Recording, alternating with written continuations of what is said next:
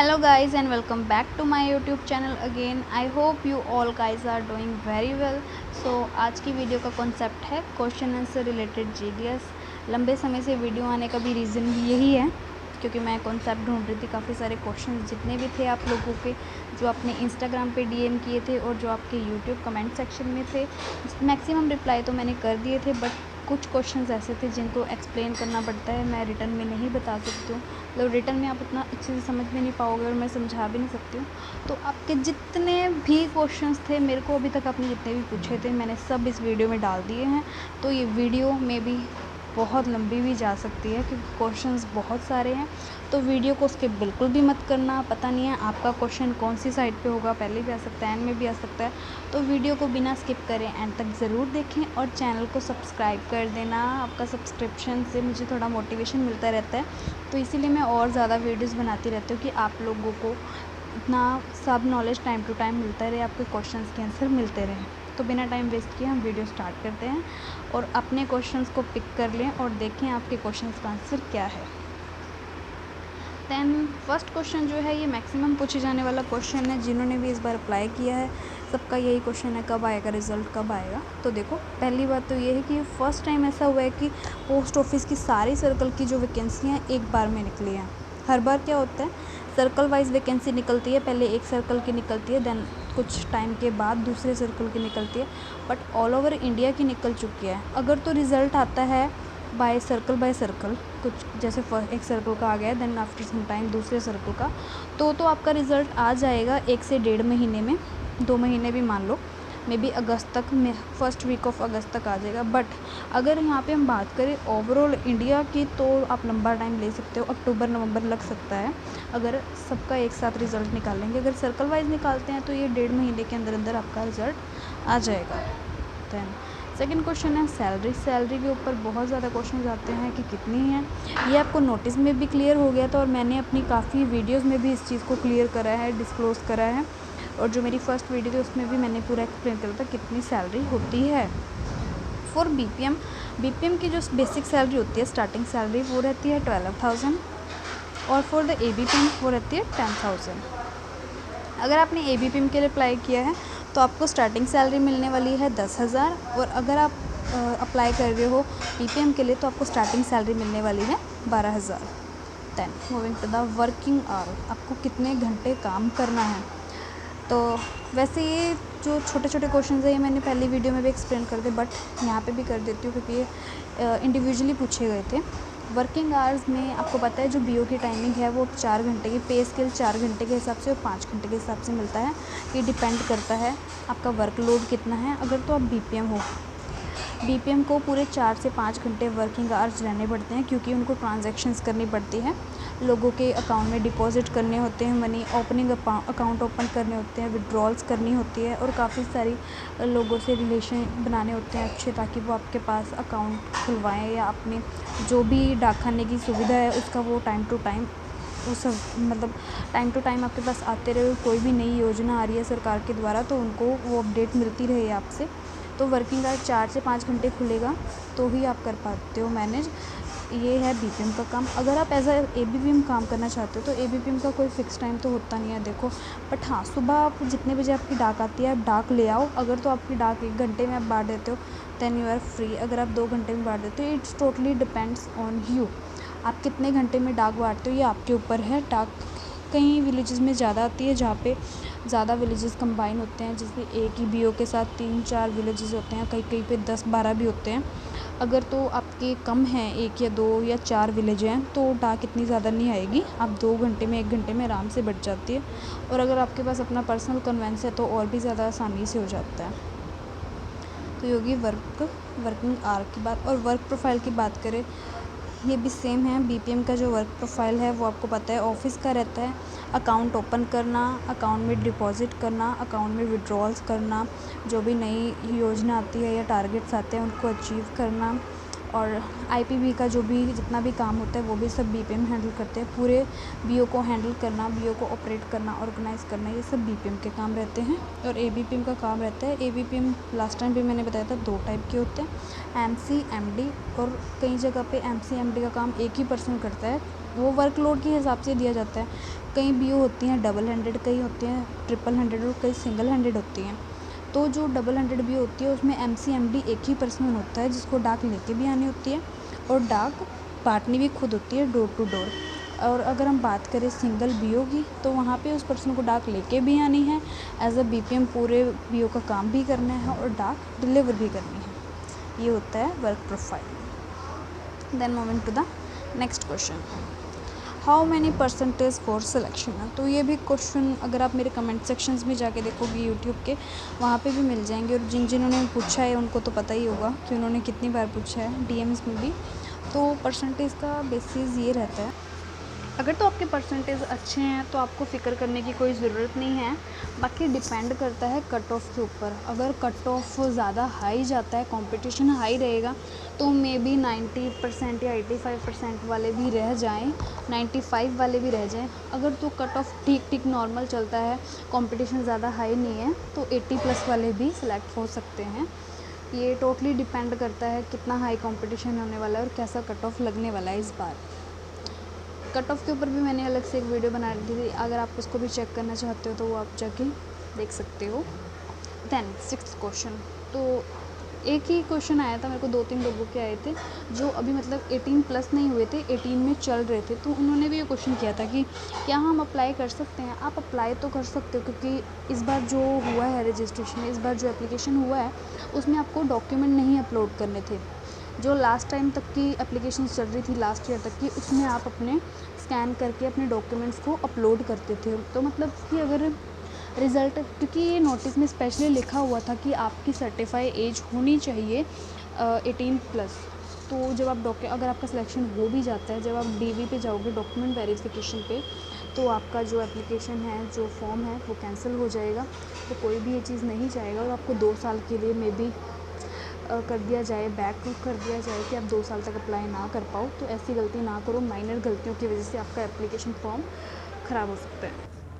क्योंकि जब आप फॉर्म को अप्लाई करते हो तो लास्ट में आपको एक स्टेटमेंट देखने को मिलती है जिस पे क्लियरली लिखा होता है कि जो भी आप इंफॉर्मेशन डाल रहे हो, जो भी आप डिटेल्स डाल रहे हो, अगर उसमें से कोई भी डिटेल इनकरेक्ट होती है या गलत होती है तो इसके ज़िम्मेदार आप खुद होगे।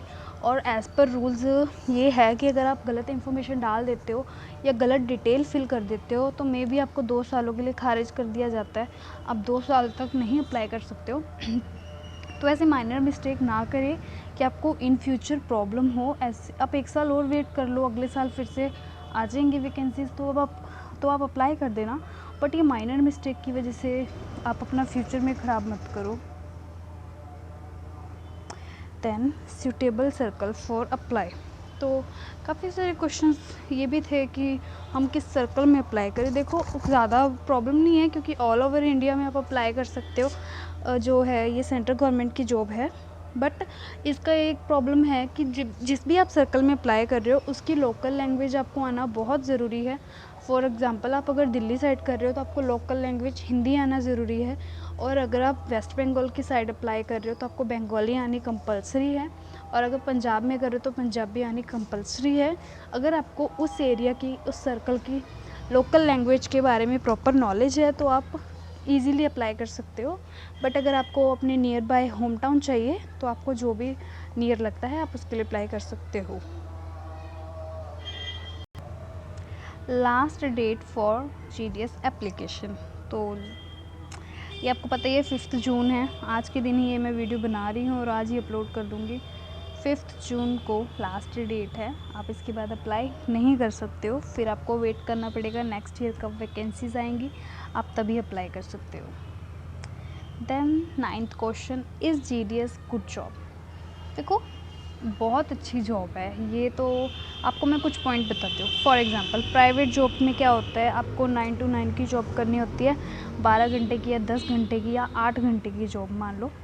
आपको 8 घंटे लगातार स्ट्रेट ड्यूटी करवाते हैं जिसमें आपको बहुत ज़्यादा काम लिया जाता है। और आपको स्टार्टिंग सैलरी कितनी मिलती है, सिर्फ 8,000। या 7,000, 8-7 हज़ार में 8 से चलो 10 मान लेते, 10,000 में आप काम कर रहे हो, सिर्फ वो भी 8 घंटे लगातार रेगुलर चल रहा है ये, विदाउट एनी हॉलीडेज़। और फिर भी आपको अगर आपको कोई भी प्रॉब्लम हो, आपको लीव लेनी हो, उसके लिए आपकी सैलरी कट होती है, या आपको इमरजेंसी में जाना हो तो आपकी, अगर आप ज़्यादा बिन बताए भी चले जाओ तो आपकी जॉब पे भी आ सकती है। और but as compare to other private jobs, अगर आप GDS की तरफ फोकस करते हो तो आपके वर्किंग आवर कितने रहते हैं, 4 से 5 घंटे। वैसे 3 से 4 घंटे वाले BO भी हैं, मेरा खुद का 3 घंटे का। मैक्सिमम आप मान लो कि 4 आवर्स के आप कर रहे हो, मतलब दिन के 4 घंटे आपने काम किया, उसके बाद आप टोटली फ्री हो। और आपको स्टार्टिंग सैलरी क्या मिल रही है, अगर आप एज ABPM भी काम करते हो, आपको स्टार्टिंग सैलरी 10,000 मिल रही है। 4 घंटे में अगर आपको 10,000 मिल रहे हैं, और आपको गवर्नमेंट हॉलीडेज़ भी मिलती हैं, आपको पेड लीव्स मिलती हैं, आपको इमरजेंसी लीव्स भी मिलती हैं, और बहुत ज़्यादा बेनिफिट्स, आपको इंश्योरेंस मिलता है, और अब बहुत सारे बेनिफिट्स हो जाते हैं। इसके ऊपर अलग वीडियो बन जाएगी, बहुत बड़ा चला जाएगा ये वीडियो। बट मतलब ये क्वेश्चन तो पूरा, मतलब ये कह लो कि बहुत गुड है फॉर द फीमेल्स ऑल्सो, जो मतलब नाइट में जॉब नहीं कर सकती हैं, लेट नाइट। बहुत अच्छी जॉब है, क्योंकि ऐसा नहीं है कि BO को आपको अर्ली मॉर्निंग 8-7 बजे खोलना है। जो नॉर्मल टाइमिंग है 9 बजे या 10 बजे से काम शुरू होता है, और मैक्सिमम 1-2 या मैक्सिमम टू मैक्सिमम 3 बजे तक चलता है एक नॉर्मल BO का काम। मेरी तरफ से ये जॉब गुड है, और मे भी जितने भी लोग कर रहे हैं उनके लिए अच्छी ही है, क्योंकि इससे अच्छी जॉब आपको नहीं मिलने वाली है। Then training for GDS, yes, GDS के लिए ट्रेनिंग होती है, बट ट्रेनिंग जो होएगी आपकी, पहले आपका एक लेटर आता है जिसको आप इंटीमेशन लेटर बोलते हैं। इंटीमेशन लेटर के बाद आपका डॉक्यूमेंट वेरिफिकेशन होता है। डॉक्यूमेंट वेरिफिकेशन के बाद कुछ डिक्लेरेशंस होते हैं। डिक्लेरेशन के साथ साथ आपकी police verification, then medical verification होता है। मेडिकल वेरिफिकेशन जब आपका सब कुछ ऑल राइट ओके हो जाएगा, पुलिस की तरफ से, मेडिकल की तरफ से, और आपका जो सेल्फ अटेस्टेड जितने भी फॉर्म्स वगैरह होते हैं वो सब देने के बाद आपको एक बाय लेटर ही आता है। ट्रेनिंग के लिए भी आपको एक लेटर आएगा। देन जब आपको सेकंड लेटर आ जाता है, तब आपको जाना होता है ट्रेनिंग पे। वो ट्रेनिंग में भी हफ्ते की रहती है, हफ्ते 2 हफ्ते की रहती है। वो उसमें सिखाते हैं, बट इतना नहीं होता है ट्रेनिंग। हाँ, बट ट्रेनिंग दोनों के लिए होती है, BPM की भी होती है, ABPM की भी होती है। Then there is any exam for GDS। तो GDS का मैंने पूरा फॉर्म भी, नोटिस भी आपको पढ़ के दिखाया था, जो नोटिस डिक्लेयर हुआ था। ये जॉब जो है विदाउट एग्ज़ाम है, इसके लिए आपको कोई भी एग्ज़ाम नहीं देना है। सिर्फ आप जो आपकी मिनिमम क्वालिफ़िकेशन है वो 10th होनी चाहिए। अगर आपने 10th पास कर ली है और आप 18+ हो, रेजिडेंट ऑफ इंडिया हो, आप अप्लाई कर सकते हो। आपको इसके लिए कोई भी एग्ज़ाम देने की कोई भी ज़रूरत नहीं है। हाँ, अगर आप आफ्टर सम टाइम, जो प्रमोशन का टाइम है आफ्टर 3 इयर्स, उसके लिए आपको एग्ज़ाम देने पड़ते हैं, वो 3 साल के बाद की बातें हैं। पर अभी अगर आप एज अ GDS की बात करते हो तो इसके लिए कोई एग्ज़ाम नहीं है। Work profile for GDS, female work, oh sorry, मेरे से जल्दी में यहाँ पे स्पेलिंग गलत हो गया, इग्नोर करो इसको। जो फीमेल्स के लिए वर्क प्रोफाइल है सेम ही रहता है। अगर आप BPM का जॉब कर रहे हो तो आपको ऑफिस वर्क करना पड़ता है। अगर आपने ABPM चूज़ किया है तो आपको डाक डिलीवर करनी पड़ेगी। और अगर आपका सिंगल हैंडेड BO है तो आपको दोनों का काम एक में ही करना पड़ेगा। आपको अकेले ही दोनों का काम मैनेज करना पड़ेगा।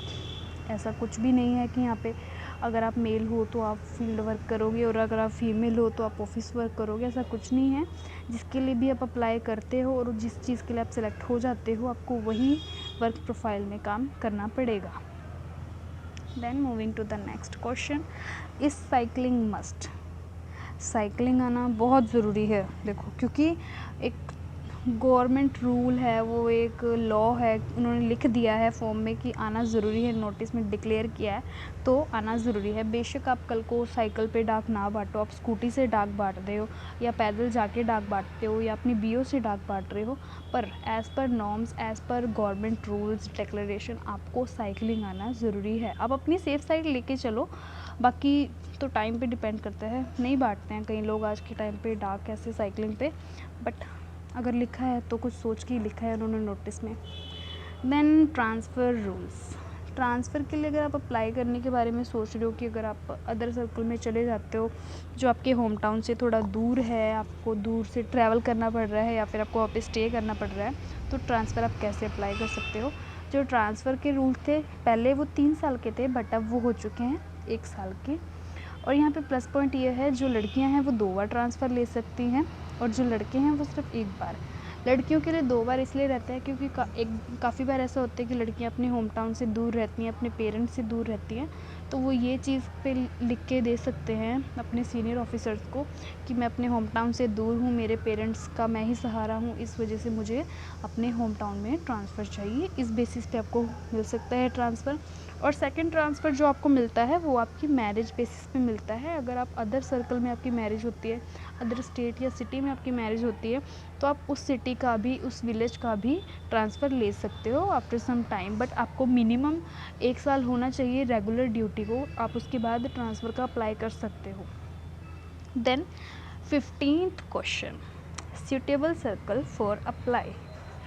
सूटेबल सर्कल तो देखो ये तो आप पे डिपेंड करता है। अगर आप ट्रैवल कर सकते हो तो आप थोड़ा दूर भी कर सकते हो, और अगर आपको बिल्कुल ऐसा चाहिए कि मुझे अपने घर के पास चाहिए, तो आप जो भी आपको सूटेबल एरिया लगता है कि आपके आसपास जॉब अभी निकली हुई है, आप उसके लिए अप्लाई कर सकते हो। और अगर आपका दूर जाने का मन है और उसकी लोकल लैंग्वेज भी आपको आती है तो वेल एंड गुड है, आप कहीं दूर का भी अप्लाई कर सकते हो। ये it's totally your choice, it's totally depends on you. Then can I do study side by side? Yes sure, आप स्टडी कर सकते हो। मेरे साथ भी ऐसा ही केस हुआ था, मेरा लास्ट ईयर चल रहा था और मेरी जॉब आ गई थी ऑफ़र। बट इसमें एक चांस रहता है कि आप जो अपनी स्टडी है उसको कंटिन्यू में नहीं कर सकते हो, मतलब रेगुलर नहीं कर सकते हो। अब इस चीज़ को ऐसे समझो, क्योंकि काफ़ी लोग ये बोलते हैं कि हम रेगुलर कर लेंगे, कॉलेज वालों को फ़ीस दे के हमारा रेगुलर में नाम चला जाएगा।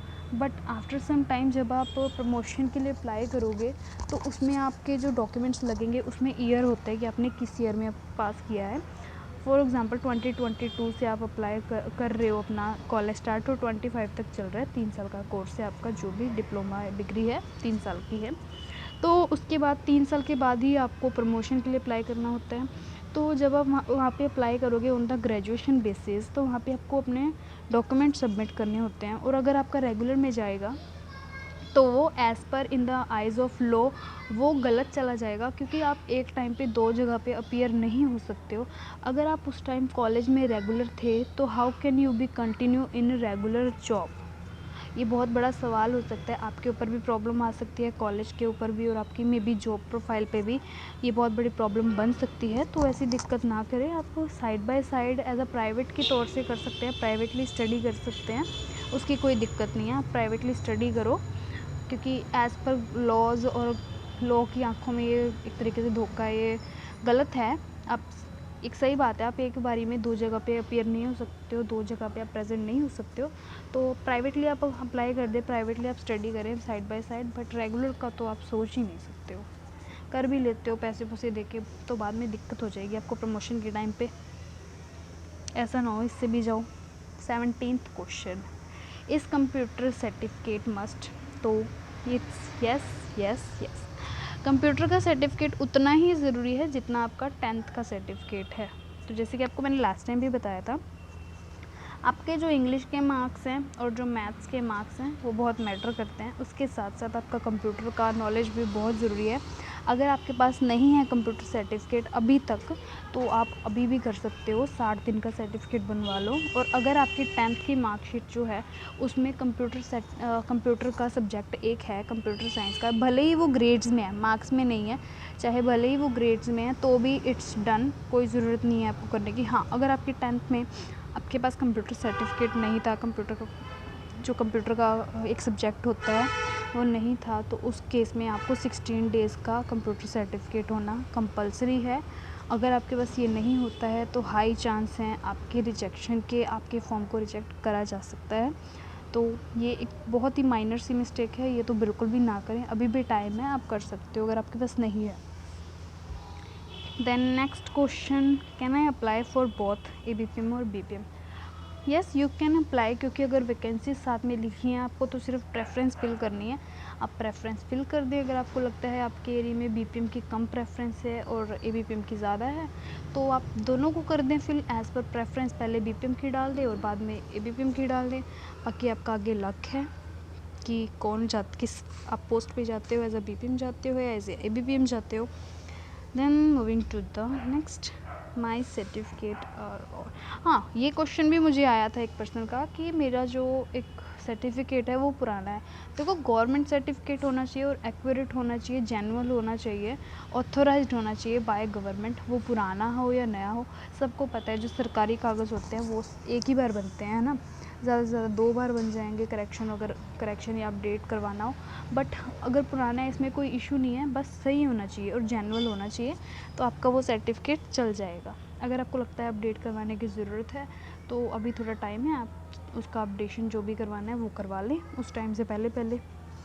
Then moving to the next question, I am not able to print my application.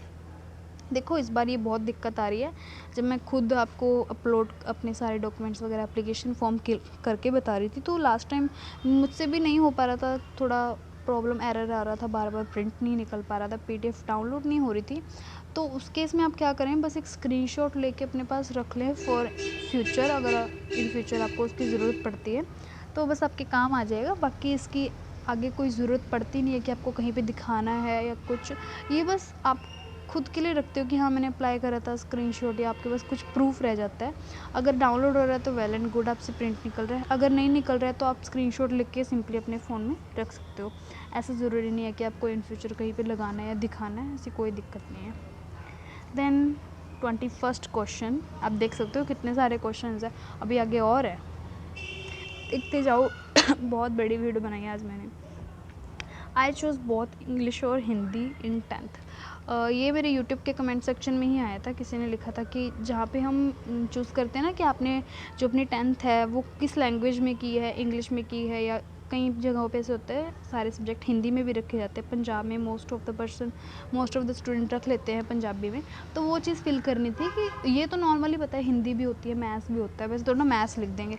आपके जो अदर सब्जेक्ट्स थे, जैसे कि साइंस हो गया, आपकी सोशल साइंस होगी, इन्वायरमेंट साइंस, कंप्यूटर साइंस, ये सब सब्जेक्ट आपने किस लैंग्वेज में रखे थे, तो वहाँ पे सिलेक्ट करना था इंग्लिश या हिंदी। तो एक पर्सन ने इंग्लिश और हिंदी दोनों सेलेक्ट कर लिया है। तो ये भी माइनर इश्यूज़ हैं जो चांस हो सकते हैं आपके रिजेक्शन के। बट आई डोंट नो, क्योंकि ये फर्स्ट टाइम आया है, बट ऐसा लगता नहीं ऐसा कुछ होगा, क्योंकि ये तो मीडियम के ऊपर है, ये मे बी इग्नोर हो जाए। बट हाँ, जो आपके गवर्नमेंट सर्टिफिकेट्स होते हैं उनको ना आप इग्नोर करें, वो आपके एक्यूरेट होने चाहिए। इसका पता नहीं है, ये फ़र्स्ट टाइम आया है, क्योंकि पहले लास्ट टाइम तक तो ऐसा नहीं था कि आपको सब्जेक्ट ये भी चूज़ करना पड़ता था कि आपने किस लैंग्वेज में की है अपनी 10th। May be it is not a big issue, इससे कोई दिक्कत नहीं होने वाली है, बट कुछ हो भी सकती है। ये फर्स्ट टाइम है, हो भी सकती है, नहीं भी हो सकती है, 50-50। Then 22nd question, can I give maximum preference? Yes you can. आप कितनी भी प्रेफरेंसेस दो, it's totally up to your choice. आप चाहे जितनी भी प्रेफरेंसेस सारी भर दो, कोई दिक्कत नहीं है। इसमें कोई भी लिमिट नहीं है कि आप इतनी ही भर सकते हो, इसमें आपको जितना दिल करे आप उतनी प्रेफरेंसेस भर सकते हो। Then how to apply for BPM post only. काफ़ी गर्ल्स के मोस्टली ये क्वेश्चंस थे मेरे पास कि हम सिर्फ BPM के लिए अप्लाई करना चाहते हैं, क्योंकि ऐसा होता है ना कि हम BPM अप्लाई कर दें और एक आधा अगर ABPM कर दिया, कहीं BPM रह जाए और ABPM आ जाए, तो इस डर को ख़त्म करने के लिए आप सिर्फ BPM के लिए भी अप्लाई कर सकते हो। जितने भी BPMs के हैं वैकेंसीज़, आप जब आप फिल करते हो ना, प्रेफरेंसेस सेलेक्ट करते हो, मैंने अपनी जो स्टेप बाय स्टेप वीडियो है उसमें भी दिखाया था, उसके सामने लिखा होता है BPM पोस्ट, उसके आगे बाकायदा लिखी होती है BPM या ABPM। तो आपको सिर्फ जहाँ पे BPM लिखा है उसको सिलेक्ट करते रहो, ज़रूरी है आपको ABPM करना। BPM देख लो और अपना जो कैटेगरी है SC ST या जो भी कैटेगरी है उसके अकॉर्डिंग सेलेक्ट करते रहो, कोई दिक्कत नहीं है, आपका सिलेक्शन हो जाएगा as a BPM। Then there is a mistake in DOP certificate, date of birth का सर्टिफिकेट में इशू है। देखो, जो भी इश्यूज़ है, अभी तक सर्टिफिकेट आपके अपलोड नहीं हुए हैं, आपके 10th के बेसिस पे हुए हैं, तो मेरा तो यही सजेशन है कि आपके जो 10th के हिसाब से चल रहा है ना, आप उसके हिसाब से अपने जो भी डॉक्यूमेंट्स है एक्यूरेट करवा लो। अगर आपके आधार कार्ड में भी कोई प्रॉब्लम है, आपके पैन कार्ड में कोई दिक्कत है, आपके अदर कोई भी डॉक्यूमेंट में एक मतलब वर्ड का भी प्रॉब्लम है ना, एक अल्फ़ाबेट इशू भी है, वो भी सही करवा लो। ये बहुत छोटी छोटी चीज़ें हैं जो बहुत बड़े प्रॉब्लम हो सकती है कैंसिलेशन का और रिजेक्शन का। तो इन चीज़ों से थोड़ा बचो और ये अपना एक्यूरेट करवा लो। अभी जब तक सिलेक्शन प्रोसेस नहीं होता है, आप मेरिट लिस्ट नहीं निकलती, उससे पहले पहले आप ये सब सही करवा लो, ताकि बाद में आपको दिक्कत ना होए। देन नेक्स्ट क्वेश्चन जो है, वो है 25th, girls also need to go door to door. Yes, पहले ही मैंने आपको बता दिया, इसमें कोई जेंडर वेरिफिकेशन तो है नहीं कि अगर आप लड़के हो तो ही आपको फील्ड वर्क करना है, ऐसा कुछ भी नहीं है। अगर आप लड़की हो तो भी आपको फील्ड वर्क करना पड़ सकता है, क्योंकि वो आपने खुद चूज़ किया है। इसमें आपको मतलब ज़बरदस्ती नहीं दिया गया, आपके ऊपर है। आप BPM के लिए भी अप्लाई कर सकते हो, ABPM के लिए भी अप्लाई कर सकते हो, और बाकी आगे किस्मत है। अगर सिंगल हैंडेड BO निकल जाती है तो भी आपको करना पड़ता है। डोर टू डोर डाका तो नहीं करना पड़ता है। अगर आपके रिलेशन विलेज वालों के साथ, लोगों के साथ अच्छे हैं, आपका इंटरेक्शन अच्छा है, तो काफ़ी अच्छे लोग भी होते हैं जो खुद आके डाक ले लेते हैं। बट काफ़ी केसेस में करना भी पड़ सकता है। ऐसा नहीं है कि आपको, अगर आपकी मैक्सिमम डाक बट रही है वहाँ से, तो कुछ कुछ आपको देनी भी पड़ सकती है। तो उसके लिए आप सेल्फ प्रिपेयर्ड रहें कि हाँ, मुझे ये जॉब प्रोफाइल भी करना पड़ेगा। और ये कोई शर्म की बात नहीं है, आप एक गवर्नमेंट एम्प्लॉय हो, गवर्नमेंट ने आपको चुना है वो काम करने के लिए, तो इसमें कोई भी शर्म करने की ज़रूरत नहीं है, सब करते हैं। इट्स नॉर्मल है, इट्स इन इंडिया। बाहर भी होता है, यहाँ पे भी होता है। तो और गवर्नमेंट जॉब पे हो, आपको कोई दिक्कत लेने की ज़रूरत नहीं है, आपको कोई कुछ भी नहीं कह सकता है, आप कर सकते हो। Then bus fare allowance given, no sorry, जिन्होंने भी ये पूछा था, ये बिल्कुल नहीं मिलता है आपको। स्पेशली नोटिस में ये लिखा गया है कि आपको वहाँ रहना होगा, आपको वहाँ पे स्टे करना होगा, वहाँ के पंचायत से या जो भी वहाँ के होते हैं सीनियर ग्राम पंचायत, उनसे आपको लिखवा के, सरपंच वगैरह उनसे लिखवा के देना पड़ता है कि आप उस विलेज में स्टे कर रहे हो और आप यहाँ पे इस जॉब प्रोफाइल पे इस जगह काम कर रहे हो। तो अगर आप अपनी मर्ज़ी से रेगुलर अप डाउन कर रहे हो तो it's totally up to your choice. इसके लिए आपको डिपार्टमेंट कोई भी अलाउंस प्रोवाइड नहीं करता है। Then 27th question, ABPM work in sub post office. ये बहुत कम क्वेश्चन पूछा गया था, बट यही क्वेश्चन सबसे ज़्यादा इंटरेस्टिंग है और डीप है, इसको हम समझेंगे। देखो, अब हम BO की बात करें तो एक नॉर्मल BO में काम क्या रहता है, डाक लेके आनी है और डाक बांटनी है, ABPM के लिए। बट जो अगर हम बात करें सब ऑफिस की, सब ऑफिस में ABPM अलग अलग टाइप के होते हैं। MC जो डाक लेके आता है, MD जो डाक बांटता है। MC हो गया जो डाक लेके आता है, देन MD हो गया जो डाक बांटता है, देन एक होता है पैकर जो पैक करता है। ये 3 तरीके के लोग होते हैं। MC को डाक लेके आनी होती है, उसके बाद वो वहाँ पे सब काम भी करता है, ऑपरेट भी करता है, अपने SPM के साथ हेल्प करवाता है काम में। और MD जो होता है उसको फील्ड वर्क करना होता है। जब डाक आ जाती है, डाक को डोर टू डोर अब उसको बांटना होता है। वो एक पैकर होता है जो हेल्प करता है सारे SO के काम में। और जब आर्टिकल्स बन के, बैग बन के सब ऑफिस से अपने हेड ऑफिस लगता है, जो भी आपका लगता है उसमें जाते हैं, तो वो पैक करने का काम एक पैकर का होता है। वहाँ पे 2 से 3, वहाँ पे मैक्सिमम 3 लोग होते हैं एज आ ABP। कहीं कहीं जगहों पे अगर वर्कलोड ज़्यादा होता है तो 4 भी होते हैं। वहाँ पे भी मतलब ऑफिस वर्क होता है, बट यहाँ पे डिफरेंस ये रहता है कि सैलरी तो आपको 10,000 मिल रही है ABPM की, पर यहाँ पे वर्किंग आवर आपके 9 to 4 चले जाते हैं। वर्किंग आवर बहुत ज़्यादा है और वर्कलोड बहुत ज़्यादा होता है। SO में तो वर्कलोड बहुत ही ज़्यादा होता है as compare to BO। Then next question, can fresher apply for GDS? Yes yes yes, ये मैंने बहुत बार बताया, GDS के लिए फ्रेशर अप्लाई कर सकते हैं। आपको कोई एक्सपीरियंस की ज़रूरत नहीं है, स्पेशली इतना बड़ा बड़ा लिखा होता है फ्रेशर कैन अप्लाई। अगर आपको कोई भी फील्ड का एक्सपीरियंस नहीं है तो आप इजीली अप्लाई कर सकते हो, कोई दिक्कत वाली बात नहीं है। Then 29th question, when they call for document verification. Then first of all first process ये है कि आपने अप्लाई कर दिया है, आपका पूरा जो फॉर्म है सबमिट हो चुका है। देन उसके बाद एक मेरिट लिस्ट बन के आती है, आपको उसका वेट करना है। मेरिट लिस्ट के साथ साथ आपको एक मेल और आपका जो रजिस्टर्ड मोबाइल नंबर है उस पर आपको एक मैसेज आता है from the department of postage. उसकी तरफ से आपको मैसेज आ जाएगा कि आपका सिलेक्शन हो चुका है, मेरिट लिस्ट में आप अपना नाम चेक कर सकते हैं। देन उस मैसेज के बाद आपको मिनिमम 1.5-2 हफ्ते में आपको लेटर भी आ जाएगी, इंटीमेशन। फिर आपको डॉक्यूमेंट वेरिफिकेशन के लिए जाना पड़ेगा। उस लेटर में सब कुछ लिखा होएगा कि आपको कौन कौन से डॉक्यूमेंट लेके जाने हैं। Then is mobile phone give to BPM? Yes, BPM को एक मोबाइल दिया जाता है और ABPM को भी दिया जाता है। दोनों का एक ही मोबाइल होता है। जो डाक चढ़ाने का या फिर डाक डिलीवर करने का जो भी डालना होता है, ABPM को उसी में डालना होता है। और BPM का जो काम होता है, जो भी पेंशन्स वगैरह होती हैं वो उसी से निकाल के देते हैं। और IPP का भी जो काम करते हैं सारे BPMs वो उसी से करते हैं। Then what is medical process. Medical process जो है ये बात की बात है, जब अपने डॉक्यूमेंट वेरिफिकेशन के लिए आपको लेटर आई, डॉक्यूमेंट वेरिफिकेशन जब आप करवाने जाओगे उसी वक्त वो आपको मेडिकल का जो भी है एक डिक्लेरेशन देते हैं, जिसको आप अपने सिविल हॉस्पिटल में दिखा के अपना सारा मेडिकल वगैरह करवा लेते हो। उसमें बहुत मिनिमम सी अमाउंट लगती है। इसके ऊपर मैं अलग से वीडियो बनाऊँगी क्योंकि बहुत लंबा प्रोसीजर है और स्टेप बाय स्टेप बताऊँगी तो ये वीडियो बहुत लंबी हो जाएगी। मेडिकल प्रोसेस होता है बट वो बाद में होएगा आफ्टर डॉक्यूमेंट वेरिफिकेशन। इस character certificate must, yes yes yes. एक तो पुलिस वेरिफिकेशन होती है, उसमें आपका करेक्टर वो करा जाता है, देखा जाता है कैसा है आपको। उसमें आपको कुछ नहीं करना है, पुलिस खुद वेरीफाई कर लेती है और अपना जो डिपार्टमेंट को है वो सबमिट कर देती है आपके करेक्टर के बारे में। और एक करेक्टर सर्टिफिकेट जो होता है वो आपको सेल्फ करवा के देना पड़ता है। ये भी आपको डॉक्यूमेंट वेरिफिकेशन पे जाके वो खुद बता देंगे कि कहाँ से करवाना है। ये डॉक्यूमेंट जो करेक्टर सर्टिफिकेट है, अगर आप कॉलेज में पढ़ रहे हो वहाँ से भी करवा सकते हो। अगर आपने रिसेंटली अपना गवर्नमेंट स्कूल से किया तो वहाँ से आप लिखवा के दे सकते हो। बस मतलब गवर्नमेंट ऑथोराइज्ड होना चाहिए जिससे भी आप लिखवा के दे रहे हो। कोई भी प्राइवेट पार्टी नहीं होनी चाहिए, प्राइवेट प्रिंसिपल नहीं होनी चाहिए।